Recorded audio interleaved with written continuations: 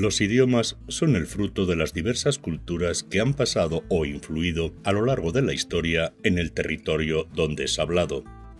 Hoy, desde una perspectiva histórica que no lingüística, abordaremos el nacimiento y desarrollo del segundo idioma con más hablantes nativos del mundo, que no es otro que el castellano o español, pues ambas expresiones son válidas oficialmente.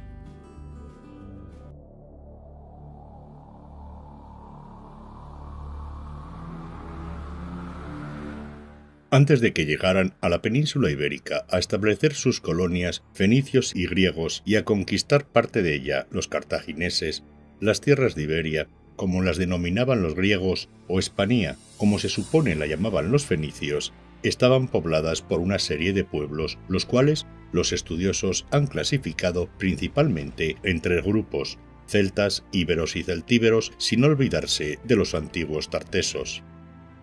La interacción que tuvieron estos colonizadores con las diversas tribus indígenas generó en estas un gran impacto, principalmente en aspectos culturales y comerciales, pero también tuvieron su influencia en el ámbito lingüístico, en especial en los íberos, quienes adoptaron el alfabeto fenicio, un idioma no indoeuropeo para su escritura, y en menor medida los griegos.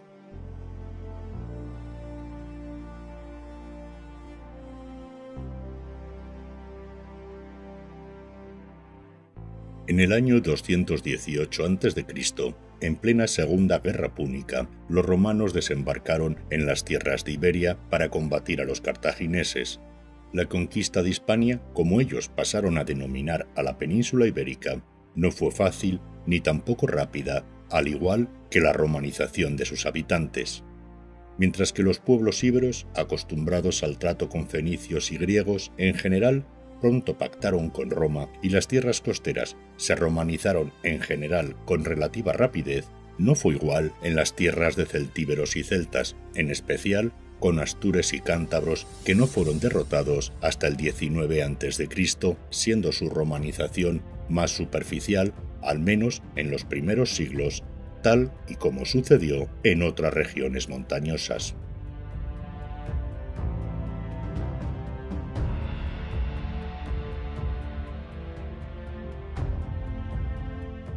Los romanos no impusieron el latín a los habitantes de Hispania, pero sí lo convirtieron en la lengua franca de la administración y el comercio.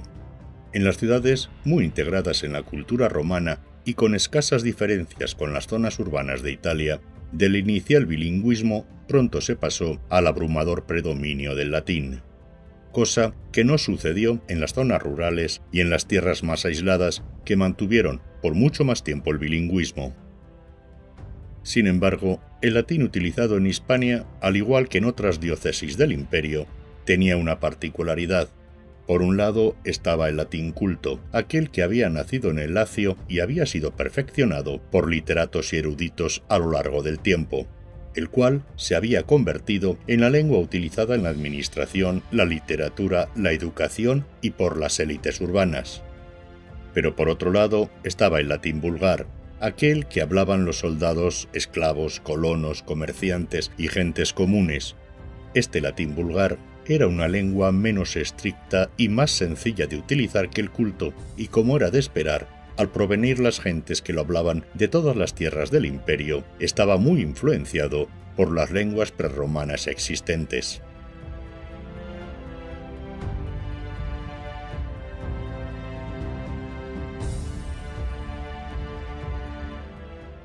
Debido al escaso conocimiento que hoy tenemos de aquellas lenguas prerromanas, es sumamente complicado conocer cuáles de sus vocablos han pasado a nuestro idioma a través del latín vulgar o bien de forma directa.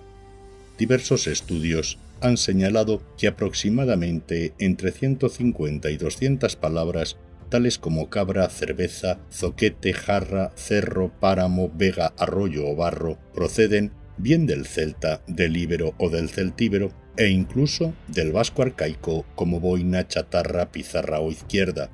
En cambio, del latín vulgar, mucho mejor conocido por los estudiosos, se estima que algo más del 70% de nuestro vocabulario actual procede de aquella lengua hablada por las gentes comunes, al que hay que añadir una significativa cantidad de términos de origen helénico.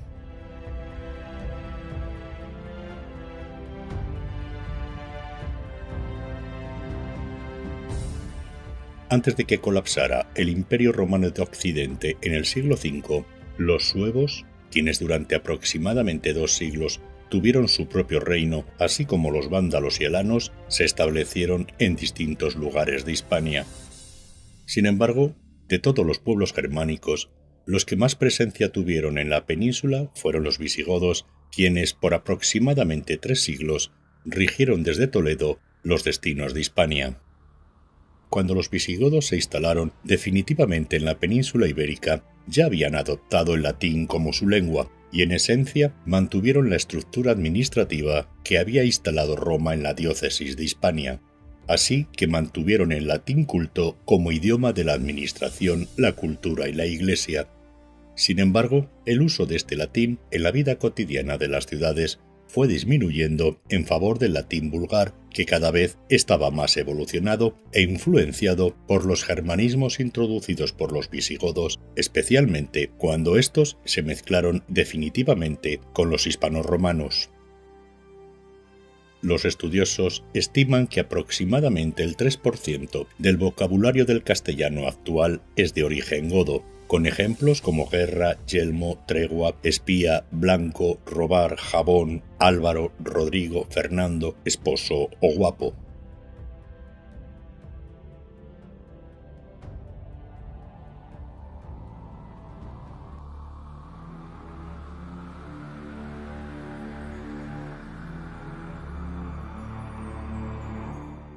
En el 711, las tropas del califato omeya, que incluían un buen número de bereberes recientemente islamizados, derrotaron a los visigodos en la llamada Batalla de Guadalete, aunque realmente fue en algún punto de la comarca de la Janda. Los omeyas, en poco tiempo, prácticamente se hicieron con toda la Hispania visigoda, salvo las aisladas zonas norteñas.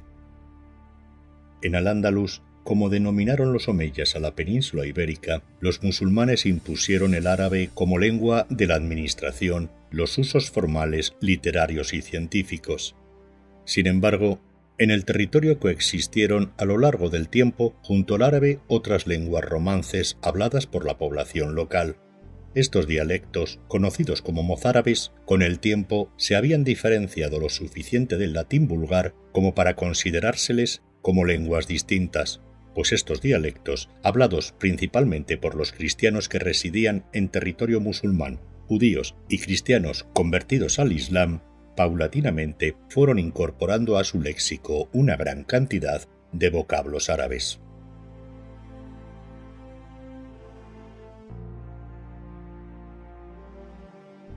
Por su parte, en las zonas cristianas de la cornisa cantábrica y de los Pirineos, precisamente las zonas menos romanizadas de la península, la unidad política se rompió y los iniciales focos de resistencia se fueron convirtiendo con el tiempo en los diferentes reinos cristianos que conocemos por la historia.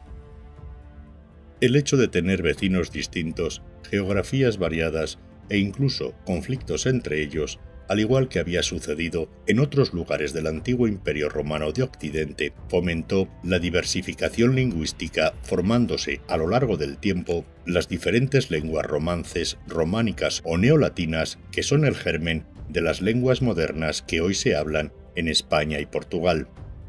Pero a diferencia de lo que sucedió en otras lenguas romances nacidas en los territorios del antiguo Imperio Romano de Occidente, en que las diferencias entre ellas fueron tales que no lograban entenderse entre sí los hablantes de los entonces diferentes dialectos, en la península ibérica durante el medievo los que hablaban catalán, navarro-aragonés, asturleonés y gallego-portugués, no sin alguna dificultad, en algunos casos sí podían comprenderse entre ellos.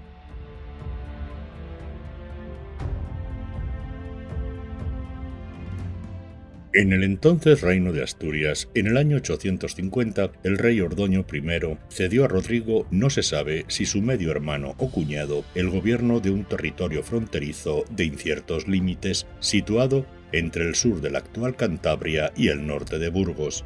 Aquellas tierras fueron conocidas como el Condado de Castilla, probablemente por Castella, es decir, tierra de castillos, aunque algunos historiadores medievales, como Lucas de Tuy y Rodrigo Jiménez de Rada, sugirieron que el nombre provenía de Bardulia, la tierra habitada por la tribu prerromana de los bárdulos.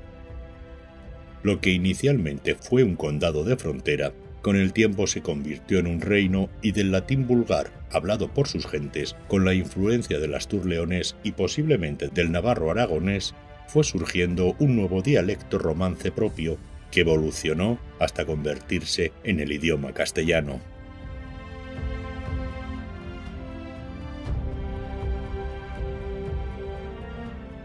Unas veces, la corona de Castilla y la de León estuvieron separadas, y otras veces unidas bajo el mismo monarca, hasta que Castilla, con el tiempo, se convirtió en el principal reino cristiano impulsor de la Reconquista.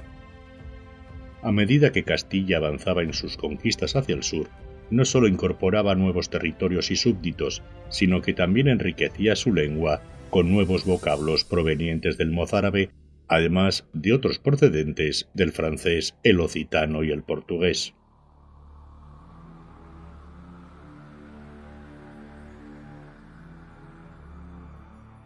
Tradicionalmente se ha considerado que las glosas emilianenses, unas anotaciones en romance realizadas entre los siglos X y XI por un monje del monasterio de Yuso de la localidad riojana de San Millán de la Cogolla, en un texto escrito en latín, eran los primeros escritos en castellano. Sin embargo, desde hace unos años hay estudiosos que se inclinan por pensar que estas anotaciones no se pueden considerar castellano, sino más bien protorromance riojano o tal vez navarro-aragonés. En cambio, para un buen número de estudiosos, con el aval de la Real Academia Española de la Lengua, consideran al conjunto de escritos, algunos de ellos del siglo IX, conocidos como cartularios de Valpuesta, conservados en la localidad burgalesa del mismo nombre, como los primeros escritos en castellano y no en un latín evolucionado como se pensaba anteriormente.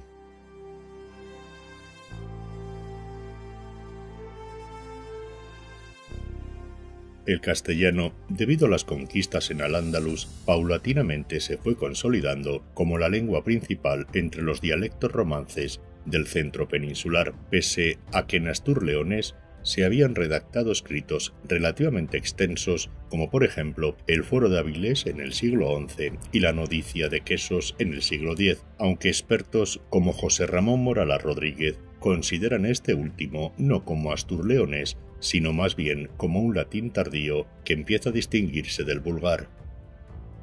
El verdadero impulso al castellano se dio con la publicación alrededor del año 1195 del Cantar de Mio Cid, un hito literario que marcó el comienzo de la literatura en castellano.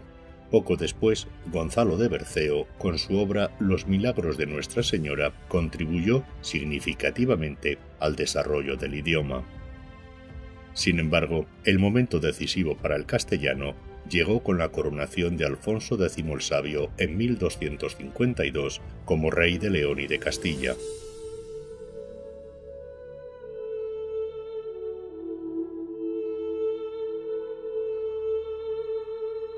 En Toledo, bajo la atenta mirada del monarca, cuando no con su directa participación, se tradujeron y crearon una gran cantidad de obras literarias, históricas, jurídicas y científicas. Sin embargo, a diferencia de lo que se consideraba en la Europa cristiana de la época como la única lengua culta, no se hizo en latín, sino en un castellano culto al que posteriormente se ha denominado alfonsino.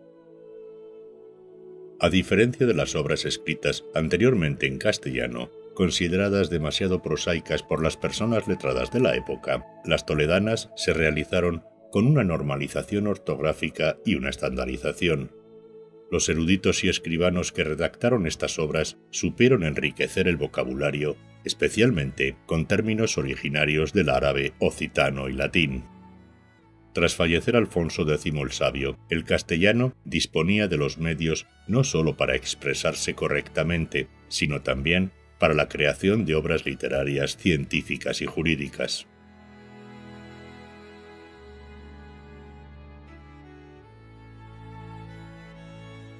Desde 1412, Tanto en la corona de Castilla como en la de Aragón reinaba la dinastía trastámara hasta que se unificaron las coronas con los reyes católicos, tiempo en que Castilla, el reino peninsular más poblado y también económicamente el más importante de todos, amplió su ámbito de influencia y con ello el de su idioma.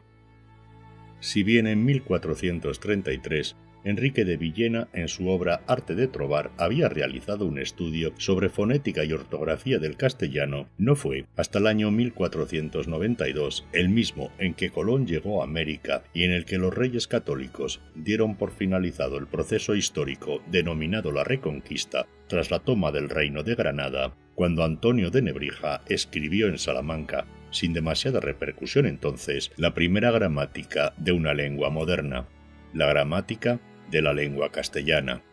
Con estas palabras, el autor andaluz hacía su prólogo.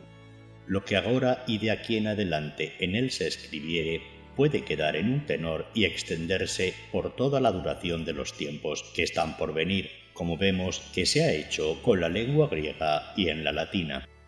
El castellano disponía ya de las herramientas para poder convertirse en una importante lengua. Aproximadamente 7 años más tarde, pues no se tiene certeza de la fecha concreta de su publicación, Fernando de Rojas sacó a la luz una de las obras más importantes de la literatura en español, la Celestina. En 1605, Miguel de Cervantes publicó el ingenioso hidalgo Don Quijote de la Mancha, que junto a su segunda parte es la obra literaria más traducida del mundo después de la Biblia.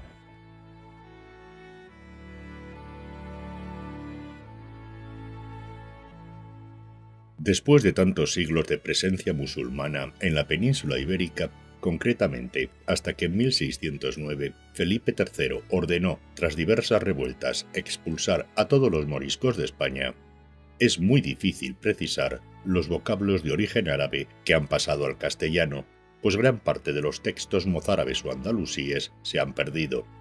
Los expertos consideran que entre un 5 y un 10% del léxico del castellano actual tienen su origen en el árabe. Ejemplos de ello son acequia, aceite, ajedrez, almohada, almirante, alambique, alcalde, azúcar o guitarra.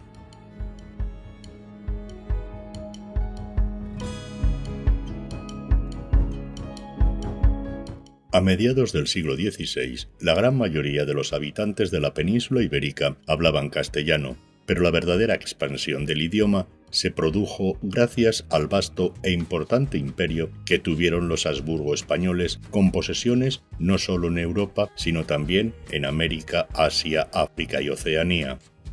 Pero sin duda, de especial importancia para el español fue el denominado Siglo de Oro de la literatura española, no solo gracias a los grandes escritores peninsulares, sino también por la inestimable aportación que hicieron los literatos americanos, como por ejemplo el Inca Garcilaso de la Vega, Mateo Rosas de Oquendo, Sor Juana Inés de la Cruz, Juan del Valle y Caviedes, Juan Ruiz de Alarcón, Hernando Domínguez Camargo y Carlos de Sigüenza y Góngora, entre muchos otros que se podrían citar.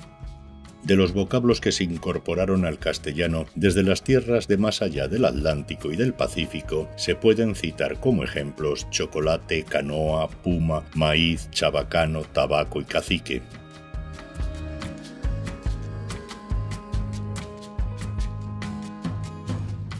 Con el cambio de dinastía a los Borbones en el siglo XVIII se impulsó el uso del castellano como el idioma de la administración y de la educación en España. Pero fue con las independencias de los nuevos estados americanos cuando el castellano comenzó a tomar un gran impulso. En apenas unas decenas de años, de los 3 millones aproximadamente de personas que hablaban español en América antes de las independencias, su número se duplicó. Hoy el español es el idioma oficial de 19 países en América, además de España y Guinea Ecuatorial, y tiene un cierto grado de reconocimiento en Filipinas y en la República Árabe Saharaui Democrática, un país no reconocido internacionalmente, adscrito a día de hoy a Marruecos. En Estados Unidos, donde el castellano no es idioma oficial en ningún estado, aunque en Nuevo México, quien no posee idioma oficial, tiene un fuerte reconocimiento cultural, es, tras México, el segundo país del mundo con más hispanohablantes nativos. En Israel existe una importante comunidad de judíos sefardíes y de inmigrantes que continúan utilizando el ladino o el español en el ámbito doméstico. De hecho, existe una academia postulada desde 2020 para ser miembro de la Asociación de Academias de la Lengua Española. Incluso el español es hablado en las dos únicas localidades civiles que existen en la Antártida, la argentina Fortín Sargento Cabral y la chilena Villa Las Estrellas.